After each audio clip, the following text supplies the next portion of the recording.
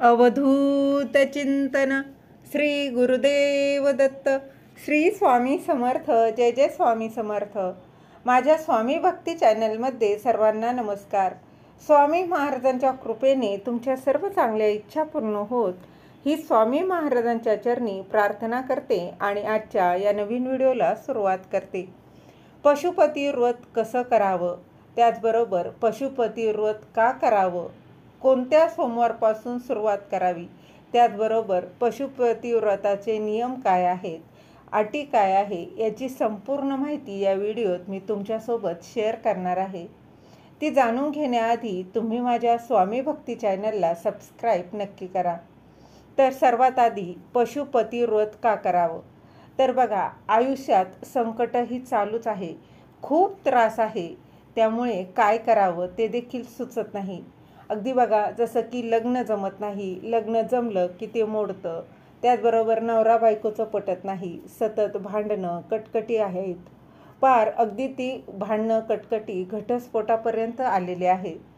तसेच मूल होत नाही, अगदी कोणतीही समस्या असेल, अगदी कुठलीही समस्या असू द्यात, नवऱ्याचं बायकोबरोबर पटत नाही, अगदी माहेरे आलेले आहेत, खूप कर्ज झालेलं आहे, कर्जाचा डोंगर काही केल्या कमी होत नाही, एक कर्ज फेडलं की दुसरं कर्ज समोर उभं राहतं, त्या कर्जातून बाहेर पडण्याचा मार्ग मिळत नाही. अर्थात कर्ज हे कष्ट करूनच फेडायचे असतात, परंतु त्या कष्टाला पर्याय नाही बघा.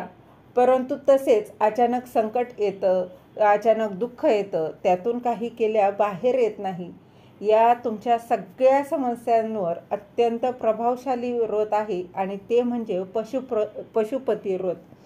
तर हे पशुपती व्रत कसं करावं, कोणते त्याचे नियम आहेत, अटी काय आहेत, तर बघा, भगवान भोलेनाथ हे अतिशय भोळे आहेत, ते सांब सदाशिव आहेत, भक्तांच्या प्रत्येक हाकेला धावून येणारे असे आहेत. आपल्या आयुष्यात दुःख कधी सांगून येत नाही, ते कधीही कुठेही येतं.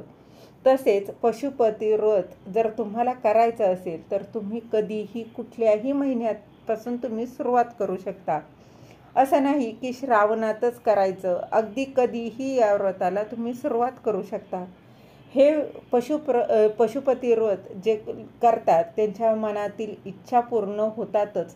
फक्त जे काही व्रत करत असतो तेव्हा आपली श्रद्धा तितकीच असणं खूप महत्त्वाचं आहे.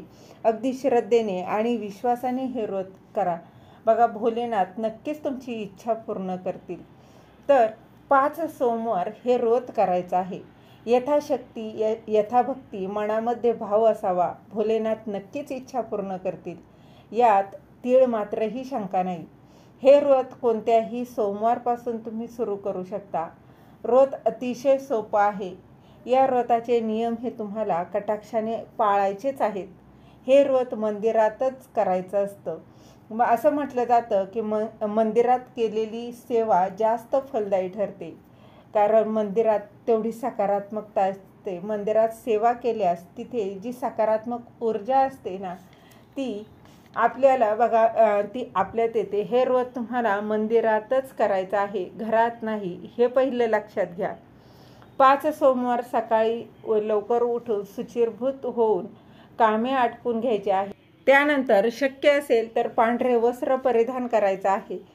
काहीही तुम्ही परिधान करू शकता, साडी कुर्ता तुम्ही घालू शकता.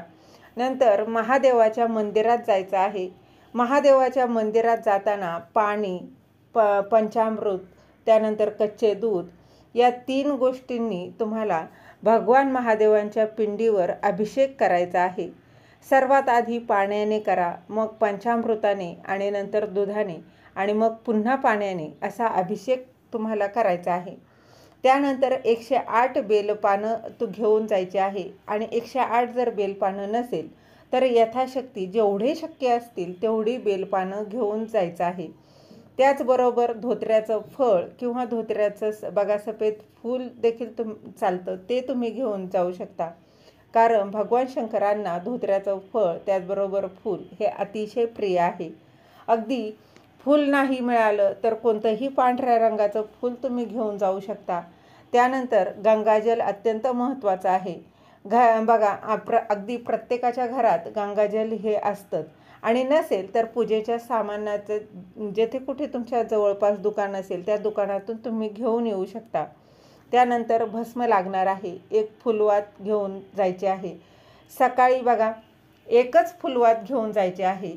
कापूर, त्यानंतर घरातील एखादं फळ घेऊन जाऊ शकता. हे सर्व घेतल्यानंतर मंदिरात पिंडीवर आधी पाण्याने, दुधाने, मग पंचामृताने, नंतर पुन्हा पाण्याने अभिषेक पिंडीवर घालून घ्यायचा आहे. अभिषेक करताना ओम नमः शिवाय, त्याचबरोबर बघा नमः शिवाय या मंत्राचा जप करायचा आहे. हे सगळं झाल्यानंतर पिंडीवर सर्वात आधी भस्म लावायचं आहे. बेल अर्पण करा. त्यानंतर धोत्र्याचं फळ अर्पण करा. ते सर्व पूजा आटपून घरी यायचं आहे आणि मग बघा मंदिरातून पूजा करून आल्यावरच फलाहार तुम्हाला जो आहे तो करायचा आहे. हे मात्र लक्षात घ्या, सकाळी पूजा करण्याआधी काहीही फलाहार करायचा नाही, काहीच तुम्हाला खायचं नाही. पूजा झाल्यानंतरच बघा तुम्हाला सकाळी फलाहार करायचा आहे. मग फळ तुम्ही कोणतंही खाऊ शकता. या 5 सोमवारी तुम्हाला तिखट काहीच खायचं नाही, फक्त फळच खायचे आहेत.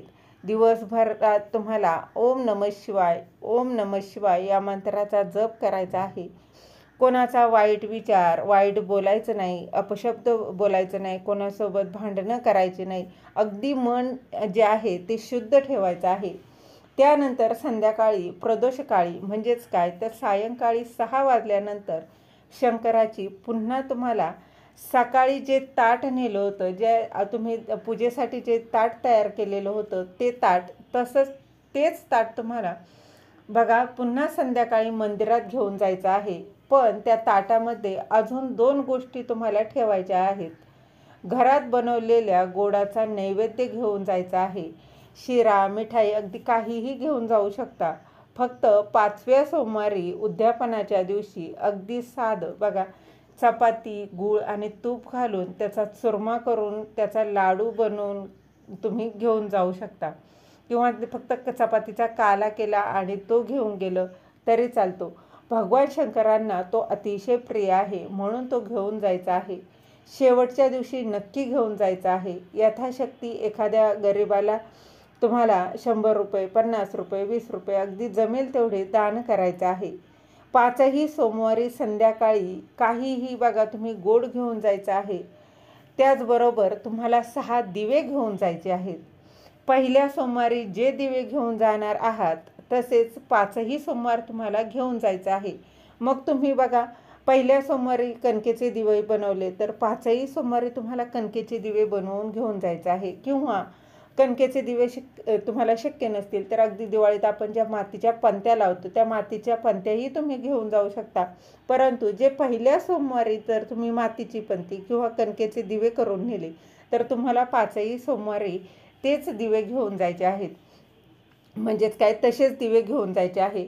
बघा मग काय करायचं आहे, कणकेचे दिवे नेले तर 5ही सोमवारी कणकेचे दिवे आणि मातीचे नेले तर 5ही सोमवारी मातीचे दिवे घेऊन जायचे आहे. आणि हे मात्र लक्षात घ्या, त्यामध्ये शुद्ध गाईचं तूप जे आहे त्या तुपाचा दिवा किंवा पंत्या ज्या आहेत त्या लावायच्या आहे. हा नियम आहे. बघा पहिल्या सोमवारी जर तुम्ही एखाद्या शिऱ्याचा प्रसाद घेऊन गेले तर 5-6 दिवे घेऊन गेले तर तिथे जाऊन परत भगवान शंकरांच्या पिंडीवर जल, दूध, पंचामृत जे काही असेल त्याने अभिषेक घालायचा आहे. जेव्हा तुम्ही प्रसाद घेऊन जाणार आहात त्या प्रसादाचे घरीच 3 भाग करायचे नाही. तिथे मंदिरात गेल्यावर भगवान शंकरांच्या पिंडीसमोर त्या प्रसादाचे 3 भाग करायचे आहे. 2 भाग भगवान शंकरांसमोर ठेवायचा आहे आणि 1 भाग जो तो आहे तो घरी घेऊन यायचा आहे. आणि 6 दिवे जे आहेत ना हे तुम्हाला त्यातील 5 दिवे भगवान शंकरांच्या पिंडीसमोर प्रज्वलित करायचे आहेत. आणि त्यातील एक जो दिवा आहे तो तुम्ही जेव्हा घरात प्रवेश कराल तेव्हा तुम्ही पूजा करून याल तेव्हा घरात प्रवेश करण्याच्या आधी तुमच्या उजव्या बाजूला दरवाजाच्या बाहेर हा दिवा लावायचा आहे आणि बघा मगच घरात प्रवेश करायचा आहे. त्याच्यानंतर घरात भाजी पोळी डाळ भात जे काही बनवलं असेल ते तुम्ही खाऊ शकता. सकाळी मात्र फळाहारच घ्यायचा आहे. तुम्ही कुठलीही फळं खाऊ शकता, हे मात्र लक्षात घ्या. व्रत सोडताना आधी मंदिरातून आणलेला जो काही एक भाग जो प्रसाद म्हणून आणलेला आहे, त्या प्रसादाचा थोडा तो प्रसाद खायचा आहे आणि मगच घरातील जे काही अन्न बनवलेलं आहे ते तुम्ही खायचं आहे. आणि बाकीचा जो प्रसाद आहे तो तुम्ही घरातील इतर व्यक्तींनाही द्यायचा आहे. फक्त घरातल्यांनाच द्यायचा आहे, बाहेरच्यांना द्यायचा नाही. आणि नंतर बघा, तो प्रसाद खाऊन नंतरच उपवास सोडू शकता. अजून एक नियम आहे, हे व्रत मंदिरातच करायचं आहे. त्याचबरोबर पहिल्या सोमवारी तुम्ही ज्या मंदिरात केलं असेल त्याच मंदिरात 5ही सोमवार हे व्रत तुम्हाला करायचं आहे, दुसऱ्या नाही, हे मात्र लक्षात घ्या.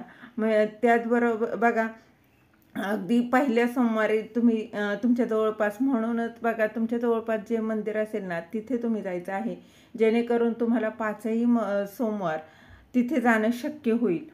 तर बघा, त्याच मंदिरात तुम्हाला जायचं आहे, दुसरा मंदिर बदलायचं नाही, हा त्याचा नियम आहे.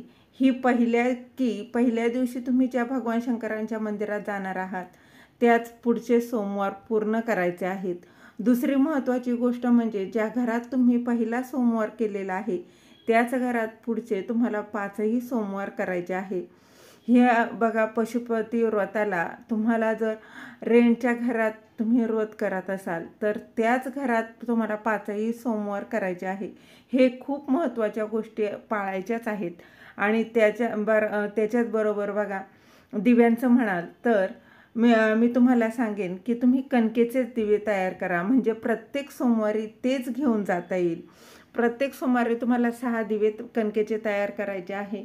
आणि काहीच नाही बघा, तुम्हाला त्या कणकेचे दिवे करत असताना गव्हाचं पीठ घ्यायचं आहे, त्यामध्ये बघा काहीही टाकायचं नाही.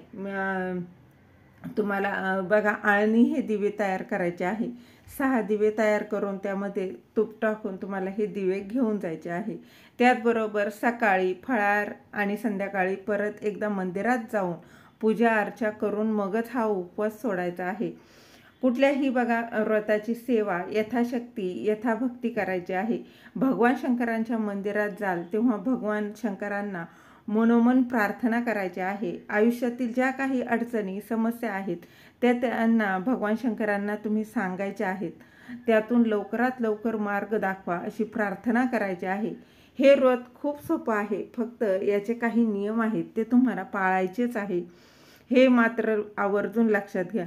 हे व्रत जे करतात त्यांच्या मनोकामना भगवान शंकर नक्कीच पूर्ण करतात. खूप प्रभावी असं हे पशुपती व्रत आहे. काहीही केलं बघा, काहींनी हे व्रत केलं पण असेल, त्याचा अनुभव देखील घेतलेला असेल, त्याचबरोबर तुमची करण्याची इच्छा असेल तर तुम्हीही हे व्रत नक्की करू शकता. भोलेनाथांची कृपा प्राप्त करून घेऊ शकता. झालेली सेवा महाराजांच्या चरणी रुजू करते. श्री गुरुदेव दत्त.